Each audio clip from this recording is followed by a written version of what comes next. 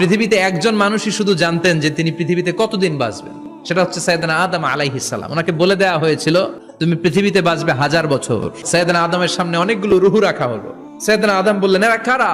আল্লাহ বললেন তোমার বংশধর। সাইয়েদনা আদম বললেন আল্লাহ ওই যে একটা রুহু দেখা যায় এটার নাম কি?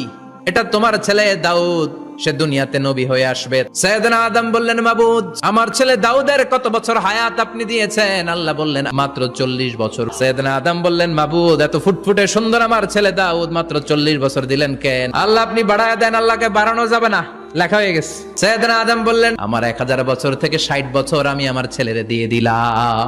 আর আদম আলাইহিস সালাম পেয়েছিলেন 1000 বছর, 60 কমে গেলে রইল কত? 940 বছর পৃথিবীতে থাকার পরে মালাকুল মাউত চলে এসেছে, এসে বলল জিইতু আন আকবাদা রূহাক, রূহ কবজ করতে আসছি।